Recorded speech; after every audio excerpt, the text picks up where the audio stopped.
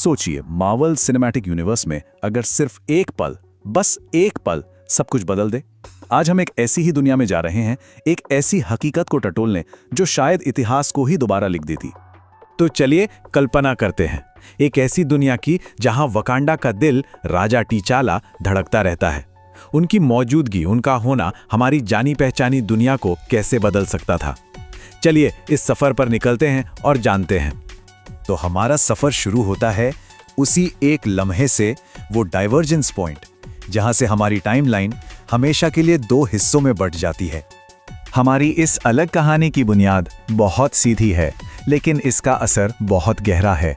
T'Challa जिंदा हैं, चाहे वो कोई चमत्कारी रिकवरी हो या वकांडा की एडवांस टेक्नोलॉजी का कमाल। राजा अपने तख्त पर लौट आए हैं और अब कुछ भी पहले जैसा नहीं रहेगा। तो अगर टीचाला जिंदा होते, उनकी सबसे पहली प्राथमिकताएं क्या होती? जाहिर है, उनके लोग। ब्लिप से तबाह हुए देश को फिर से खड़ा करना, वापस लौटे लोगों का स्वागत करना और वकांडा की रूह को मरहम लगाना, क्योंकि एक सच्चा राजा हमेशा अपने घर की परवाह पहले करता है। एक बार जब देश अपने पैरों पर खड़ा हो जाता है, तब वक्त आता है एक नए दौर की शुरुआत का। तो टिचाला के नेतृत्व में वकांडा का यह सुनहरा भविष्य कैसा दिखता? एक ऐसा दौर जो शायद पूरी दुनिया की तस्वीर बदल सकता था। टिचाला की स्ट्रैटेजी बिल्कुल एक शतरंज के ग्रैंड मास्टर की तरह होती।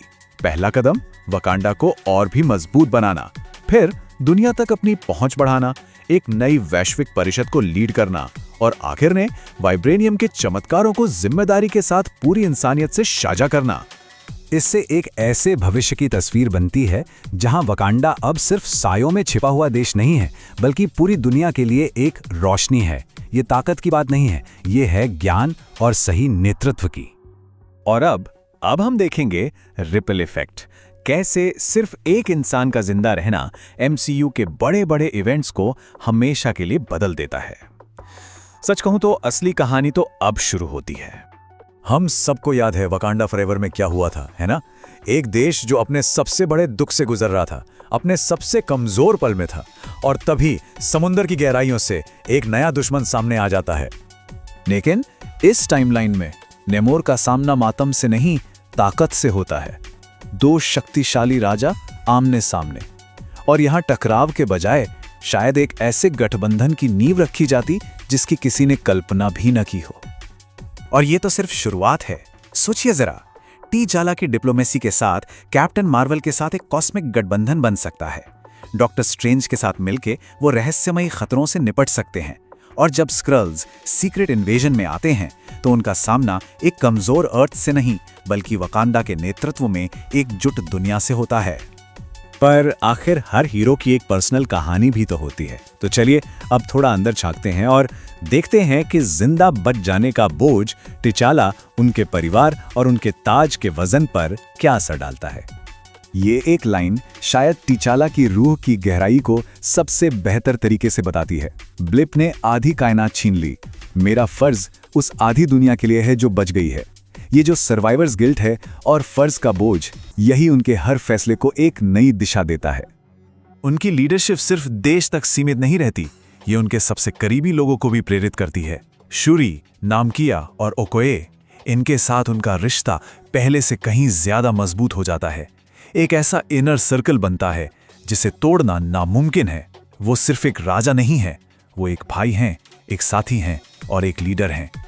और टीचाला के मार्गदर्शन में शूरी की काबिलियत दुख से नहीं, उम्मीद से निकलती है। वो तबाही के हथियार नहीं, बल्कि खोज के नए रास्ते बनाती है। इंटरडायमेंशनल ट्रैवल, एडवांस्ड स्पेस एक्सप्लोरेशन, इंसानियत के लिए एक बेहतर कल।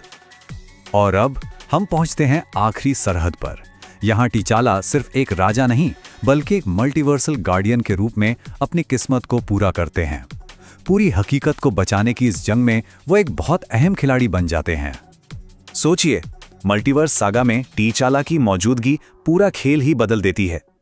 जब कॉन्ग आता है तो वकांडा के पास अहम जानकारी और टेक्नोलॉजी होती है।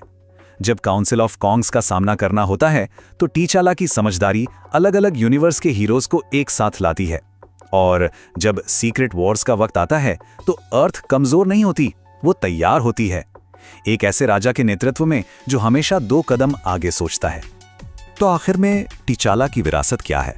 सिर्फ एक मजबूत वकांडा नहीं, ये एक पूरा का पूरा नया MCU है, एक ज्यादा एकजुट, ज्यादा उम्मीदों से भरा और शायद आखिरकार एक बेहतर यूनिवर्स। तो हम इसी सवाल के साथ इस कहानी को खत्म करते हैं। अगर एक हीरो की कमी इतनी बड़ी परछाई डाल सकती है, तो उसकी मौजूदगी से कितनी रोशनी फैल सकती थी। उस राजा की असली विरासत क्या है जो कभी मरा ही नहीं। ये एक ऐसी विरासत है जिसके बारे में सोचना वाकई लाजमी है।